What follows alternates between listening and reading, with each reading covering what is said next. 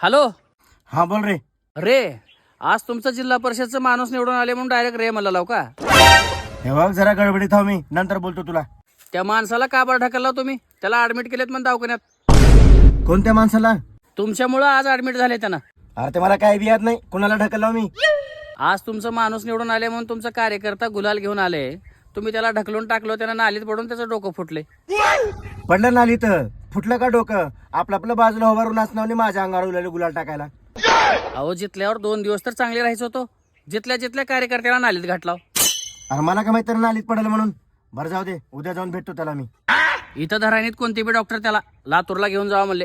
असं आता तू एक काम कर, तू जाऊन भेट देऊन ये. आता मी सध्याला मिरवणुकीला चाललो. वा, पार्टी तुमची, कार्यकर्ता तुमचं, आणि भेटायला मी जाऊ. हे बघ कसं राहणार, कुठं तर माणुसकी दाखव. वा रे तुमची माणुसकी. माणूस तिथं मारायला टेकले तर तुम्हाला मिरवणुकीमध्ये जाऊन नाचायचं पडले. हे बघ तुला पहिलेच म्हणालतो का नाही, तुला आमदार व्हायचंय म्हणून. जाऊन त्याला भेट घे आणि फोटो काढ, फेसबुकवर टाक. ह्याचा फायदा तुला आमदारकीच्या इलेक्शनला होतोय. राहिल्यातच किती रे, 3-4 वर्ष. असं कार्यकर्त्यांना नालीत घातल्यावर कोणतं कार्यकर्ता आमदार बनतंय? मी गारीत घालतात म्हणून ऐकलतो, तुम्ही तर डायरेक्ट नालीत घालाला. एवढं जिल्हा परिषदचं इलेक्शन झालंय, आता ग्रामपंचायत झालं का? तुला हुडकून मी कसं भेटतो बघ. हॅलो.